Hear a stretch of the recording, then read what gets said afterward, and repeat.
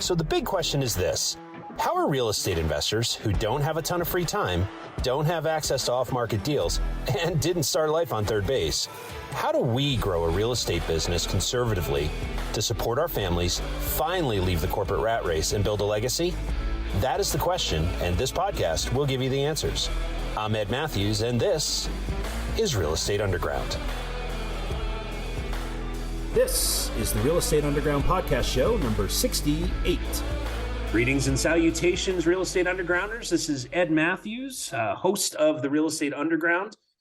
Today is a interesting and very different kind of show. One of the things that I realize when I meet with people who are either thinking about or dreaming about getting into the real estate business, or even, grizzled veterans like me who have been doing it for a while, but they get stuck. They're trying to bust through that next level and they get stuck for some reason. And so, one of the things that we always end up talking about when we have that cup of coffee or share that moment is personal belief, as well as, and I mean that from the perspective of believing in yourself, and your mindset and how you create state within your mind, the story you're telling yourself on a very regular basis, which we all do, is so incredibly important to helping us navigate, the challenges that life throws us and being able to take advantage of opportunities and living out the dreams that we all want to live. And so I have a gentleman here who I've gotten to know over the last, it's probably been 6-8 months, right, John? Yeah, probably. Yeah, even more, I'd say. It might even be a year at this point. So yeah, it's not too far off it. So we have been going back and forth on Facebook. I can't remember if I reached out to him or he reached out to me, but I'm willing to bet that given how great he is at follow up and how intent he is on helping me, he probably reached out to me originally. So I'd like to introduce you to John Keane. He's the performance mindset coach. He is based in Hong Kong, but I believe you're Irish by descent, correct? Is that, I detect that accent accurately? Yeah, you're right. Yeah. So my ancestors would be proud that I can spot a brogue still. But John, welcome to the show, and thank you very much for your time tonight. I appreciate it. It's really nice to be able to do this, Ed, and I hope be able to share some stuff that's valuable to your audience, and hopefully that can help them start that process of moving forward with that bit more intent, where they're not being so held back by their limitations and, as you said, that story that we have. Yeah, I mean, it all comes down to intention, right? Living with purpose and intention is something that you and I have talked. I'm a Tony Robbins aficionado, and I've been to several of his events and have gotten a lot out of it. And I've gotten a lot out of our conversations that we've had in terms of, what I want out of life and how I want to take care of my family and take care of myself and the people around me. And, it's interesting because and John, you and I were just talking about this prior to hitting record, that when I talk with real estate, I've affectionately referred to them as the dreamers, the ones that would love to get into this business, but just haven't pulled the trigger yet. And, the question I ask everyone is, well, what's stopping you? Right. And, I get the three typical answers, which are, and if you're thinking this, you're not alone, because I thought these things too. I don't know where to find the deals is typically bucket number one. Bucket number two is I don't have any money, and I certainly don't know where to raise money. How do I do that? Right. That's two. And the third one is, man, I work 60, 80 hours a week. I take care of my mom. I have 4 kids. I have a wife. I have, I like to sleep. And when I'm not working and I'm not hanging out with the kids, I like to go have fun. And, there's just no time. I don't have time.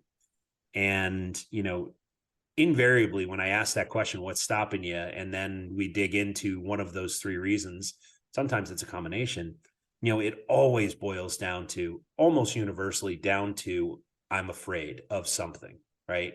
And so, John, you mentioned the story that you tell yourself And that inner monologue that you have is so important to your ability to move forward in your life. And so I'm going to get out of your way and let you talk about your perspective on that and how you help your clients and students bust through. Yeah, it's very true. And you mentioned a couple of different typical objections or things that people will use as reasons. And I think time, whether it's money, these are always our natural go-tos Sure. for everything, I think, right? It's like it's almost an automated response that we have Absolutely. when we want to do something, but there's some limitation holding us back. And like you said, a lot of the time it will be a limiting belief, but typically people won't say that, right? They won't come on and say, oh, I'm scared or I'm afraid, right? So the natural thing is to, oh, it sounds great. And then you usually get the but, and then, it's the time, it's the money, and, as I always try to say to everybody, it's, in terms of time, we all have the same time, right? 168 hours a week. Money, of course, money can be an issue for some people, but again, it's a matter of how I can become more resourceful in terms of being able to increase my capacity or be able to get more money to do the things I want to do. So it does usually typically boil down back to that story and the limiting beliefs that typically a lot of the time have been formed from a pretty young age. There's a lot of studies around that a lot of our belief system is formed from once we're 6 years old, and which is hard to think how much of an impact that could have 30 years later, for example. But it I think influence has such a massive effect, and it's this is something that came up in one of the recent certifications I did, mindset specialist with Brian DeGrasso. I think he's Canadian, but he could be based in the US, and really talking about how much of an influence has on our mindset, right? Where we grow up, or the people we're around, even culture, these type of things, right? They have such a big difference. Like for me over here, in Hong Kong, where we celebrate Chinese New Year, right? We celebrate that on January 20th compared to, back in normal, right? It's on the 1st of January. So it's two completely different. It's going to have such an impact on terms of, when they set their goals versus when we set their goals. So I think it gets overlooked how important the influence part is. And, we don't have to necessarily challenge it. We just have to accept and be aware of the fact that it does have such an impact. And then this is what typically will create a belief that you have at some stage in your life where maybe it's, again, it could be a teacher or someone said something to you in school, right? That you're not good at this or you'll never be good at this. And people hold on to these stories, they hold on to these memories, and then they'll typically get a result because of this belief. And it just reinforces it over and over. So every time we get a result that kind of is in alignment with that belief that we have, which we typically will do a lot, and I suppose you could call it self-sabotage, and it just reinforces it over and over. And then that creates the expectation. Then that expectation then is what we carry into today. And we almost expect that if we try this thing, it's going to fail, right? It's like someone who's trying to lose weight and maybe they lose a little bit, but they always carry that expectation of, I've tried this in the past and I typically fall back into the same trap over and over. So it becomes something that they expect. Yeah. And that's really what we need to change, is the expectation, because it's almost that defeated before we even begin, essentially. And, whether it's exercise, nutrition, strategies, I always a great believer that it's, why the mindset is so important is all the strategies are out there, right? Whether it's the strategies for real estate, how to have a successful real estate. Now, I'm not the most familiar with real estate, but I do follow people like Grant Cardone and people like this, right, who will be talking about it. And you can see that the strategies are there to how to begin, or how to take it to the next level, or how to get from 6 figures to 7 figures and beyond, or how to lose weight, right? Or how to exercise correctly, or how to have the perfect relationship. But if it was as easy as just the strategy, then I think everyone would be able to do it, right? Sure. It's not that simple. It's never just the behavior. It's what's driving the behaviors. And that's typically where people will get stuck, is what's driving the behaviors, is what's happening subconsciously, that narrative that you mentioned that happens over and over. And typically, it'll be the same. We think the same things about 90% of the time as we did the day before. Yep. So of course we keep thinking the same things, we're going to act in the same way, and that's why we typically get the same results, and we just get stuck. So we just end up in that kind of wheel spinning where people struggle to gain any momentum, or they struggle to break through, even though maybe they're putting in the work. They feel like they're putting in the time, they feel like they're giving it all their energy, but again, it's because of what's going on in the subconscious, that story. Until we change that, I really like how Brian DeGrasso talks about it in his programs. Is it's almost like you got to change upstream for everything to flow downstream. Most people want to fix the downstream stuff, and that's typically what a lot of coaches nowadays will try and fix. The 30 days to lose 20 pounds or get your money back, or whatever it is, right? Solving surface level problems instead of really being able to fine tune or rewire essentially what's going on upstream. And when we change the driver, then the behaviors will change, and it'll be consistent and sustainable, compared to you can make initial change from adding discipline and trying to follow a certain protocol, like a workout plan or a diet plan, or kickstart your real estate plan. But typically people, if they don't change what's going on subconsciously, they will continue to fall back into the same pattern and get stuck all over again. So your program, you talk about rewiring, right? And so, this is the core of what you're talking about, I strongly suspect. So what is that process? How do I'll be perfectly honest. If you've met me in real life, or you happen to be watching us on YouTube, I've got a double chin. I struggle with my weight, right? And I'm not going to ask you to coach. I'm not going to put you on the spot and ask you to coach me right now, but one of the things, we can do that offline. But the thing that, I am curious about is how do you rewire someone? I'm 53 years old. To use a poorly chosen metaphor, that cake is baked, right? So, or is it, right? And so, I'm curious how you look at a human being and evaluate kind of where they are in their journey and where they're trying to get. And, clearly there's a wall there of something that is keeping them from, moving to that next step of happiness, and to use the term behind you, moving beyond greatness, right? So that, they can start to get on the path to health, wealth, good relationships, whatever that thing is for them. How do you do it? Yeah, it's good that you brought up the example, right? Because it's always good to use stories or to have references. And the main driver a lot of the time is, again, the language, right? The language we use, like you say, I struggle with my weight. So it's, again, it almost reinforces the story, right? That you struggle with your weight, and the more you say it, the more you subconsciously are reinforcing that belief that, oh, he struggles with his weight, right? So then that will typically lead to you, as you said, maybe you will go on a diet, or you will go, change something. And initially that story will continue to be there, that I struggle with my weight. And it typically holds us back. Like people say, I'm big boned. And for me, for example, it would be, I went for a run one day, and I don't run that much. I like to lift a lot of weights, but I'm pretty fit. I play a lot of sport. I'm good stamina, but in terms of my days of being quick and running 10, 20K is probably behind me, with, at least I think so, right? Again, it's the belief. Maybe. I had that belief of, I'm too kind of heavy, or carrying too much muscle to be able to run, right? So, 5K is 10K, and maybe that's why my pace is slow.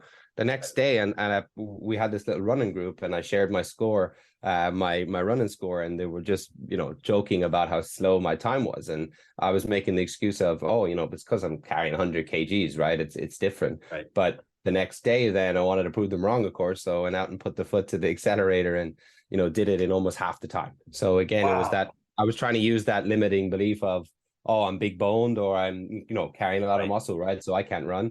And that's typically what we do. Like you just mentioned about, the age, or I struggle with weight, right? The language that we use has such a big impact. Some of the clients I work with, for example, won't use names, but it's the story again of maybe going through a divorce, and constantly reinforcing that's the reason why they struggle to get a foothold in their life now. It's that constantly, I'm rebuilding, I'm trying to rebuild my life.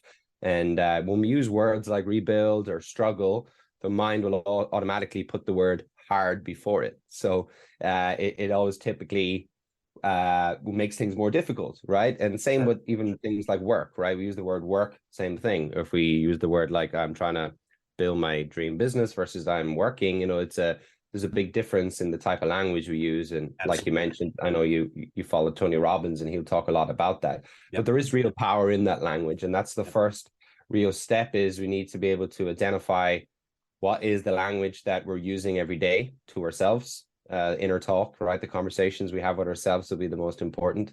And also what we're expressing to others. What is it? Are we in a cycle of complaining, or are we in a cycle of comparing to others, and what's, why are we doing these things? And again, typically it'd be fear of failure, fear of success, but it's what is the recurring language that we typically use from when we wake up to when we go to sleep. And when you can start to kind of document it, it typically will be the same all of the time, sometimes even at the same time of the day. For me, when I wake up, I don't know if it's because I come from being asleep or dreaming, but that's when I'll have like maybe low self-belief. So I'll maybe have self-doubt. Not as much now, still do. But when I first started coaching, I remember waking up and I'd be getting ready to go to work at the time, teaching in a school, or I was vice principal by the time I started coaching. But I'd start to get all that negative, like, what am I doing trying to be a coach? This is a silly idea. Like, no, you need to stop this. And then as the day went on, that changed for me a little bit, and I gained more confidence in what I'm doing. So it's again that language that it's just almost like autopilot when I wake up, that language starts coming up for me, and you'll start to feel it in different parts of your body. You might even get headaches from it. You might, you'll feel it creates a certain emotional state, as Tony Robbins would talk about. And so it's how we can almost interrupt it quicker. I believe that, they'll always be there. The limiting beliefs, the stories, they'll always be there, right? Because you look at super successful people and they still have them, right? I listened to an interview yesterday. Everybody's got insecurities, right? Yeah. I listened to an interview yesterday with Alex Hormozy, and I can't think of who he was talking with, Lewis Holmes, I think. But he was talking about his limiting beliefs, right? And how he needs to feel secure, and how he always needs to feel like he's been successful by the number that's in his bank account and the cash flow, right? So this is a guy that's, doing a lot in terms of his business, and has had a big growth in a short period of time. And he still talks about his limiting beliefs and his struggles, right? So I don't think they ever go away. It's just you become better at being able to interrupt those patterns earlier. So when the language does come up, you can reframe it to something that's more empowering. Like I use the example. Yeah. So I'm sorry, I didn't mean to interrupt you. No. So is it, when you talk about getting up in the morning, is it talking about, affirmations and, changing the language that way? Or is it more about self-awareness and catching yourself when you say, I struggle? It's I'm working on, or, another way to phrase, and taking, I almost used the word again.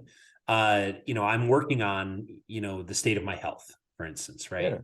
And it's a never-ending journey, right? Or something like that, right? Yes. And that's sometimes, again, where intentions or that type of doesn't always have to be very goal oriented. You can have something that's more of the process driven, like I'm, trying to, whatever it is, sculpt my perfect body, or I'm trying to be the ultimate health, whatever it is for you. And, sometimes using that as your baseline to return to when you do find that the language patterns or these thoughts are coming up for you. I think it's more so, I think, in identifying in the self-awareness, like that's something that I feel on my own coaching journey, and also with my clients, is the more self-aware we become, the more we see things, right? The better we become at seeing things. And, for anyone who's familiar with NLP and stuff, you become aware of the fact that, the amount of information our subconscious can take in at any given moment, it's like 11 million pieces of information per second, but our conscious mind can only comprehend about 118 chunks, right? So it's like if there was 11 million tennis balls falling from the sky and you're trying to catch it, and you're going to catch 118 pieces of that information. So that's why it's so important, because the mind will give us the ones that it thinks is most useful to us, based off of our past results or expectations or reality. And we start to, filter stuff. We start to delete information, or we generalize, just like when we go to watch a game.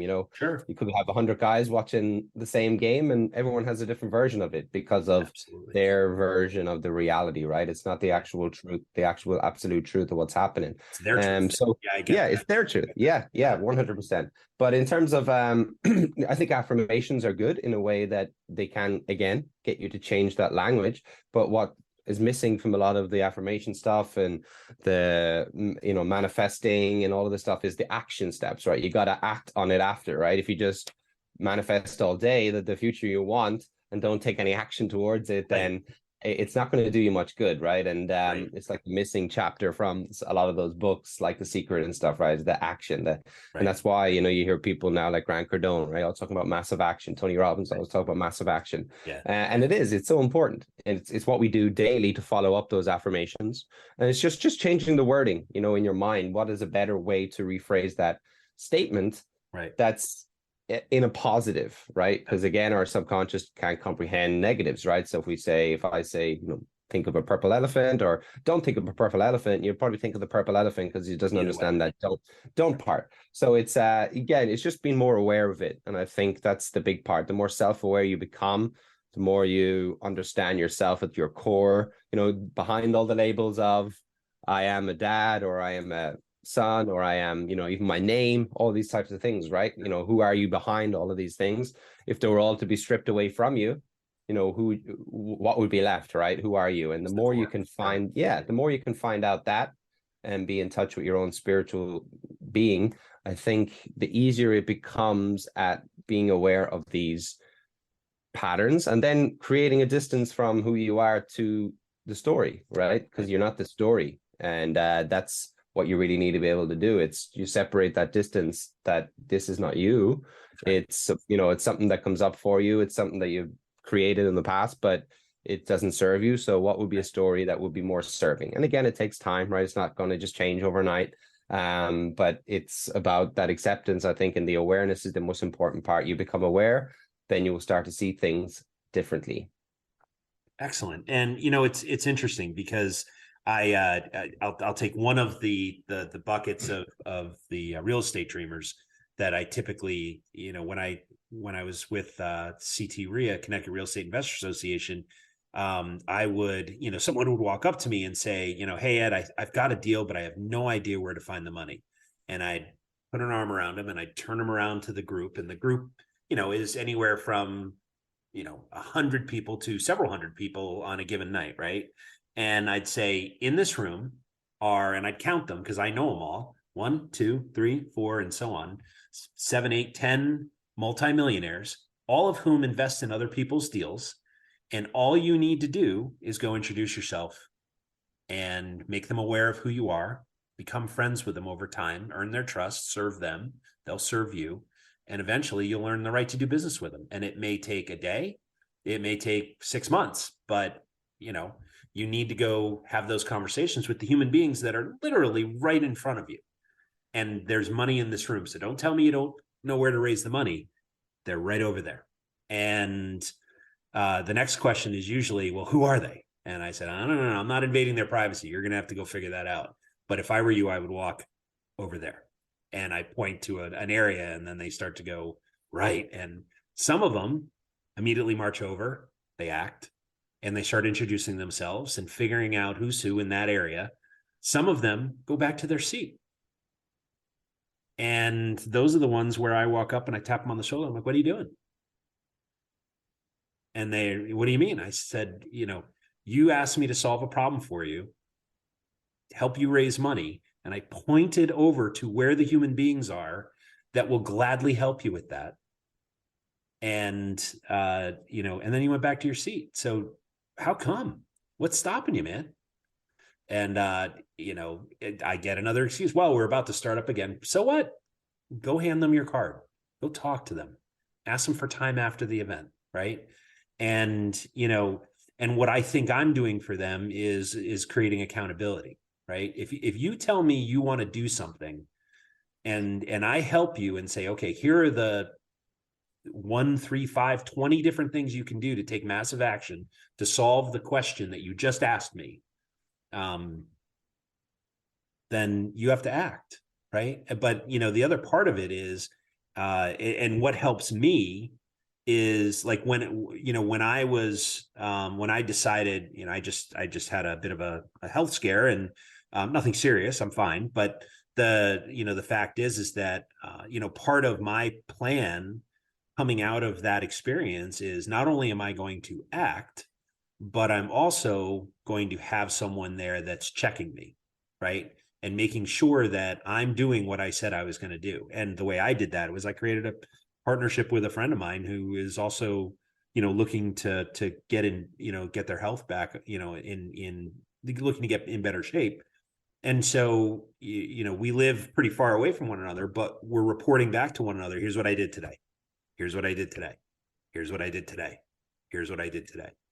And, it's a simple text, right? It's not even a phone conversation. So there's literally no excuse for me to not text her and her not to text me. It's, I had a good day and this is what I did, or I stubbed my toe but I'm getting right back on it. And then I'm, going back and forth, and we're going back and forth and encouraging each other and saying, that one issue doesn't define the journey. Get right back on path and keep going. Right. And so, having that accountability partner for me is something that I need, because I'm really good at rationalizing the 19 reasons why I shouldn't go to the gym when I'm tired. Right.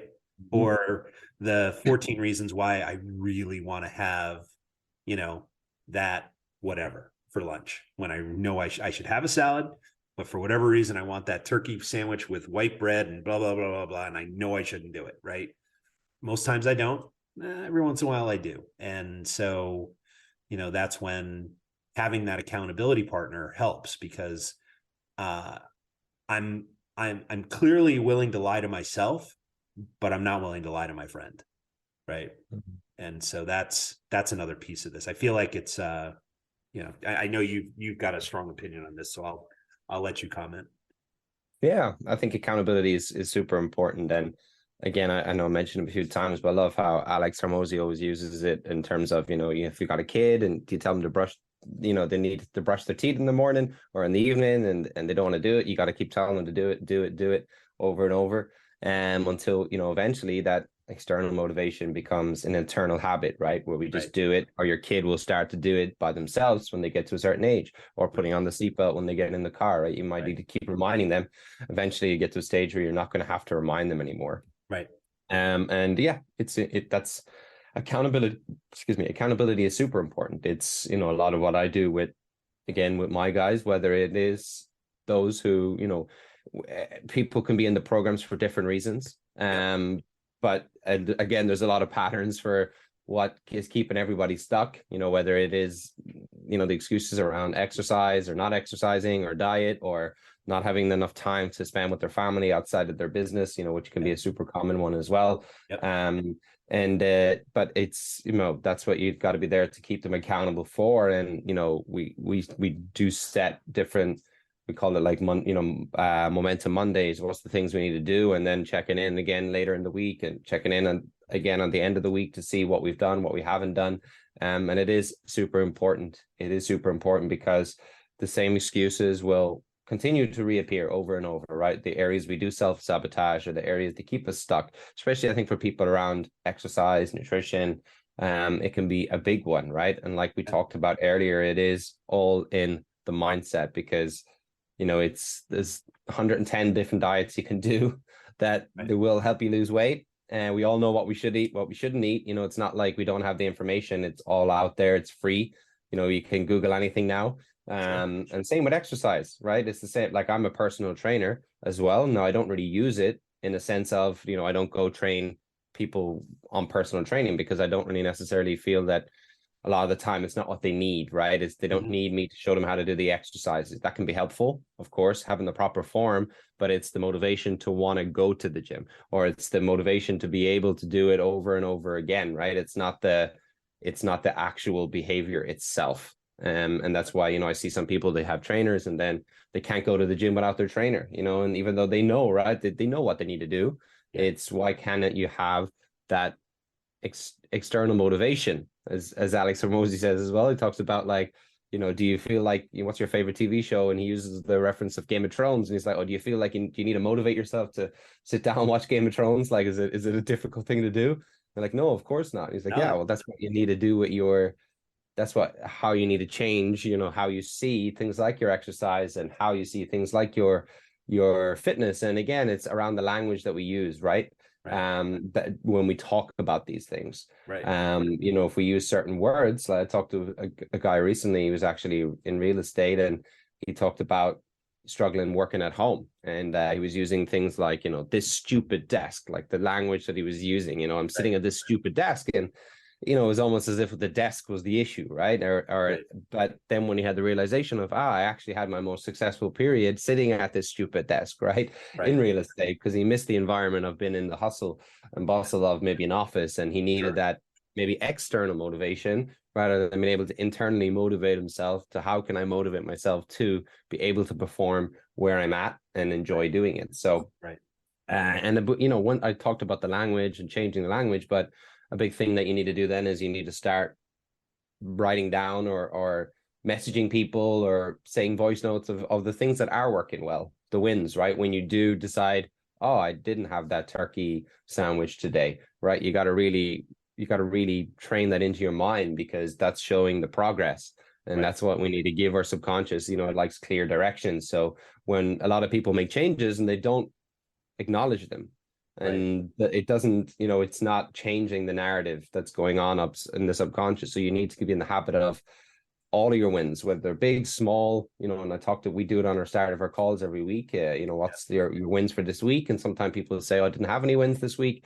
It's like, if you had some wins, what would they be? Right. And they're just getting a little bit deeper, and there is wins, right? And they try to play them down. They say, oh, but it's just a small one. It's not really a win. And again, it's that story, right? Almost trying to pull them back. When they're making changes, they don't even want to acknowledge that they've made the changes. So it's like, it's not. Yeah. Isn't that what it's all about, right? It's the incrementalism. It's the 1% change on a regular basis that gets you to that ultimate goal, right? Yes. Simon Sinek says it very well in one of his interviews. There's no, you brush your teeth, for example, there's no one day that you brush it that makes your teeth white and healthy, right? It's you do that every day over a period of your life. You don't got to go to the dentist as frequently as the one who doesn't, or the saying with the gym, right? There's no one workout. You come out, you lift up your top, and you're like, wow, I'm shredded. That was fantastic. I've done it now. It's doing the 30. It's doing it 30 minutes a day, maybe 5 days a week, 4 days, whatever works for you, over a 6-month period, right? That's where you get the results. Is the consistency and the small changes, right? You don't even really feel it, right? You don't feel the change as such. Sometimes people say to me, oh, you got more muscles or than the last time I seen you. And for me, I just look the same as I probably have for the last 5 years. But even though the scales will say differently, but we just don't notice the changes, right? Because they're so small, but it's consistent. Right? Yeah, it's very gradual, but it's consistency. That's what gets it, right? And people don't get to that consistent part typically because the story hasn't changed for them internally. So they change the behavior, but it's just like a short-term fix, right? The fad diets or these special workouts that's going to help you to, do 75 days of something consistently or whatever it is. And then, they just go back to the same pattern, right? Or they give it up for 75 days and then they go back to the same pattern. So it's how can we create something that's more sustainable, that we can actually progress over our life and just keep consistent, right? I work out probably the same every day almost as I have for almost probably the last 8 or 9 years, right? It hasn't changed much. It's just consistent. I eat the same foods pretty much for the last 8 or 9 years consistently.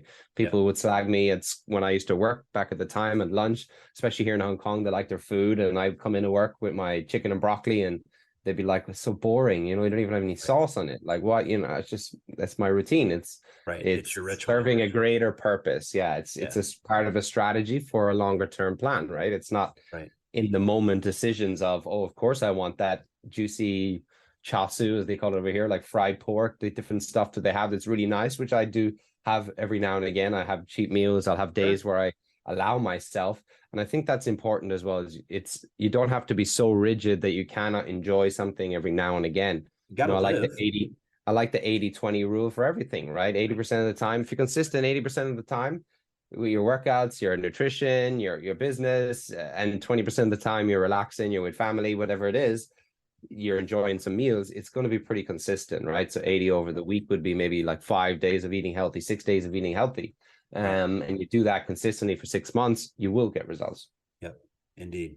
So John, I'm curious, when you are not coaching and when you're not helping people become their best selves, right? Helping them evolve into their ultimate, being the ultimate, as you were saying, the ultimate father, the ultimate husband, the ultimate family member, the ultimate, having the health that you always dreamed about, having the wealth you've always dreamed about, or the freedom or whatever, right? So when you're not doing that, what do you like to do for fun? Let's talk about the 20%. Yeah, it's a good question. And I do stuff for fun for sure, but I'm definitely a massive advocate of my own growth, right? Yep. So I'm always doing my own programs or working with coaches or trying to upskill because again, I always feel you need to be more, right? To have more and to do more, to have more, right? Eventually, Right. but the being comes first. And a lot of people don't want to have that being part, right? They just want to have more. It's like, I want to have the real estate success, or I want to have like, what Grant Cardone has, or Sure. what, other people in real estate have, or in any industry, right? But they don't want to do the being part that is involved in getting there. So for me, improving my own self-awareness, upskilling my own coaching skills. Like I do a lot of different things. I've done sleep programs. I've done, as I say, personal training, NLP. I try to come at it from a lot of different angles. So I have different tools to support these people, not just them, but also myself, because my own growth, I need to evolve into a certain level to get to the next level. So I'm not necessarily chasing the strategies. I'm chasing the being part of it that's going to help elevate me to that. But in terms of outside of my personal growth, I like to play sports. I'm a big advocate of watching sports. I think, again, you don't need to focus on being productive 100% of the time. And I think that, again, gets a lot of people, they feel they can't watch an Netflix show, or they can, or you're almost termed as being lazy in some parts of social media, right? If you prioritize your sleep, you're lazy all of a sudden, which is complete opposite. In fact, it's almost self-sabotaging if you don't prioritize your sleep, because that's where you recover, and that's where all the workouts, the nutrition, all the stuff starts to come together for you. But of course, I do stuff with my lovely wife here in Hong Kong, in my downtime. Now, again, I should probably do more. You get sucked into, like everyone does, of trying to be productive all the time and trying to improve, and sometimes forgetting to just enjoy the present moment. So we do things like hiking. I'm not the most sociable person. So a sport has always been an area where I do socialize. I like to play football, as you call it, soccer in the States. That's always been a big passion of mine in terms of watching sport. I like pretty much every sport, especially soccer. Manchester United has always been in my blood growing up. Different sport, rugby, most sports, snooker. I'm always open to different types of sport, golf. So sporting, I suppose, and then downtime with my wife or friends. Again, I don't think you need a big circle of friends. I'm not, because again, it can be time, right? If you've got 100 different people you need to attend to, then it's going to take a lot of your time. So can you have a small circle of people that you can rely on, that are in the similar mindset as you, and that can also take you away from that mindset of business and mindset of performance, right? Because you can become obsessed with that.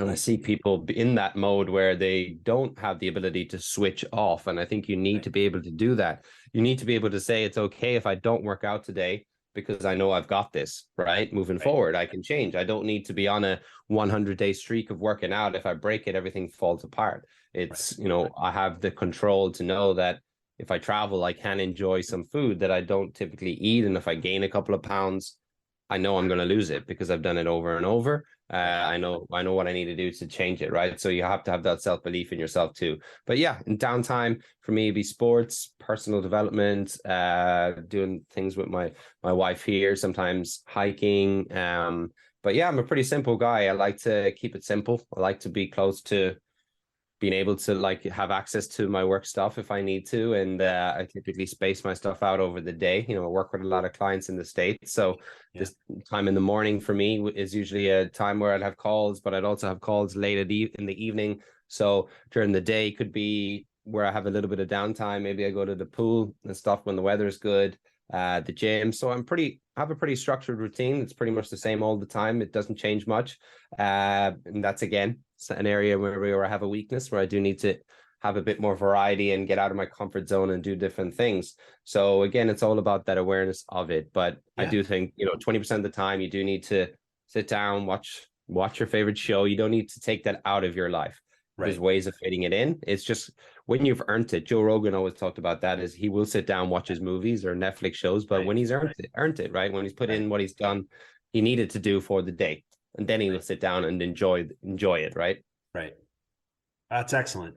So John, first off, I'm fortunate to call you a friend, and I've really enjoyed getting to know you over the last I guess it's been a year, and I do have a lot of admiration and respect for your approach and how you help people, and frankly, I'm in all. You've been kind enough to let me in all your groups, so I get to see the actual results of the people that you're coaching. And, it is really impressive. I mean, you're actually changing lives for the better, and you're doing it on a grand scale. There are thousands of people out there that follow you. And I'm lucky and fortunate to call you a friend. And I'm grateful for you coming on the show. One last thing, let me ask you. So if people want to learn more about you or your coaching program, or they just want to get to know you, what's the best way to track John Keane down and become his friend? I think probably Facebook is probably where I'm most active. I have a group. It's called Performance Mindset School, I think is what the name of the Facebook group is. Yep. It's a pretty active group. I put stuff in there most days, trainings, different stuff for people to utilize, and they can see some of the work that we've done inside of there, or even just following my Facebook page. I put up content most days, and again, it's most of the time it's content that will help people that they can actually implement. It's not necessarily me showing pictures of flashy cars or things that don't actually help anybody, right? Which you can see a lot of on social media, my private plane, but what does that do for me? It doesn't really do much, right? So I'll try and share stuff that can help people. And also showing testimonials of other people, because that can be the confidence for somebody to take action, right? It's seeing someone else doing it. And that's how you almost can break limiting beliefs, is you either have to get results yourself and prove that your limiting beliefs are wrong, or else if someone else has done it, if you see you want to be in real estate and that guy's done it, right? So why can't I do it, right? If it's possible. It's not necessarily what you think is possible for you. It's what's actually possible. Right. If someone else has done it, that means it's possible, right? Yes. You think what's possible for you is only based off of the story and that expectation, like we mentioned, right? Where you think you're possible of and what you think the world is. But it's not necessarily that. And I think when people can detach from that and actually see what's really possible in their industry or in their thing that they want to excel in, then that is when they can start to break through the limitations and change the narrative, is what's actually possible, not just what's been possible for me. And if you get results in it, then of course that's going to reinforce it more. But you have to be able to, again, acknowledge the results, right? When you do lose the weight, or when you do go to the gym, and if you had the idea in your mind, there's a 6-second gap almost between our subconscious our subconscious wanting us to do something and us consciously acting on it, right? So we have that 6 seconds, and that's typically where we might make that quick decision of, I don't want to do it today, right? The gym or the workout. But if you find yourself feeling that and you still go work out, that's a big win, right? So you have to really reinforce that story, because you didn't act when you had a trigger or something in that split second, right? Because it's all about split second decisions, whether you're in the grocery store, whether you walk down that aisle, whether you stop at that thing on the way home, it all happens in a split second, in a moment. And I always like to link those moments to almost like sport. Sport as well happens in moments a lot of the time, right? Everybody is at a certain level a lot of the time. There's not much difference in terms of talent, but games are won in moments a lot of the time, special moment from a special player. And it's almost the same with your choices and decisions, right? They happen instantly, and it's the quicker and the more aware we can be of them, then the more in control we will be. Yeah. Well, John, thank you very much for your time tonight and your wisdom. And I congratulate you on your success and for all the thousands of people that you've helped. And again, thank you for your friendship, and it's good to see you, my friend. No problem. Appreciate it, Ed. All right. Be well. You too.